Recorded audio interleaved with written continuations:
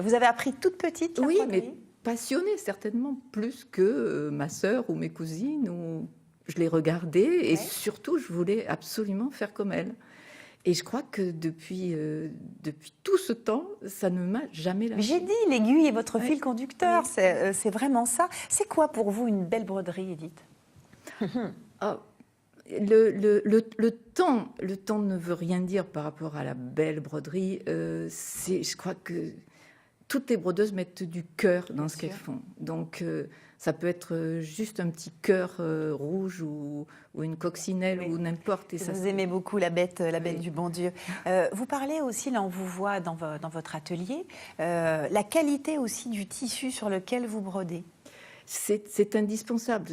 La qualité est juste indispensable pour que l'aiguille se positionne correctement. Ça fasse pas des trous. Voilà. La qualité est importante. Oui. Quel type d'ailleurs de tissu vous utilisez pour broder? On peut utiliser tous les tissus mais naturels. Je crois que le lin, le coton, la soie, la ramie, le chanvre, enfin il y en a beaucoup. C'est plus facile. Voilà, pour nous. Une technique du 19e siècle, c'est toujours cette technique que vous utilisez? Oui, la technique est la même. Enfin, elle évolue pour gagner du temps, parce que voilà. Parce que le temps, c'est de l'argent. Voilà. Vous connaissez. Enfin, non, mais voilà. Mais sinon, le geste est répétitif. C'est pas de la. Oui, c'est de la technique répétitive. Alors, vous nous avez amené des jolis mouchoirs parce que j'ai décidé de recommencer une vraie collection de mouchoirs pour arrêter d'avoir. Et alors, je ne sais pas si mieux que les mouchoirs en papier. Mieux que les mouchoirs en papier. On va essayer de zoomer pour vous montrer le petit clin d'œil qu'Edith nous a fait sur ces mouchoirs. Voilà, là on voit. Matinal, voilà, avec un cœur.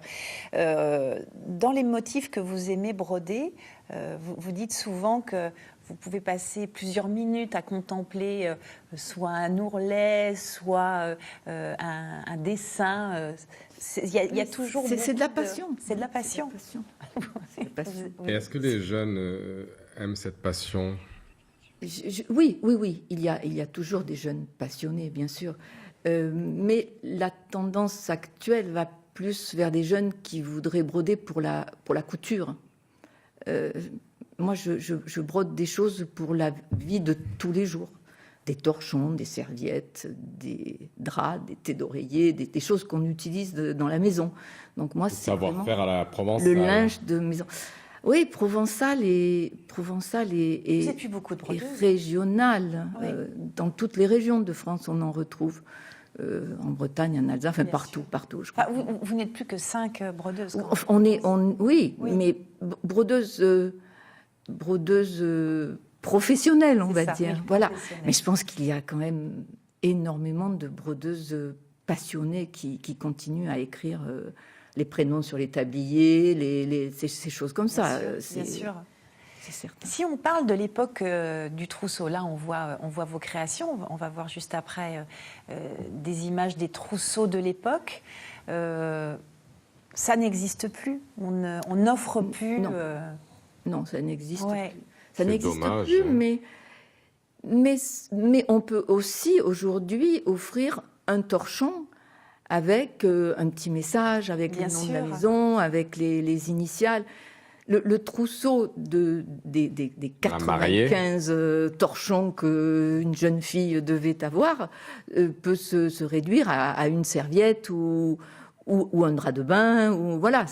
Mais ça existe, le geste existe toujours. Mais vous ne croyez pas que c'est finalement en train un petit peu de revenir quand même? Parce que les gens, je pense qu'ils en ont un peu marre de surconsommer. Est-ce qu'on ne reviendrait pas peut-être Surtout de la mauvaise qualité. C'est ça, en plus. Edith sourit. Il y a toujours des connaisseurs, bien sûr. Et je pense que une pièce faite avec beaucoup de sensibilité dans le cadeau que l'on fait peut être perçue, même si c'est tout simple, d'une façon plus sentimentale.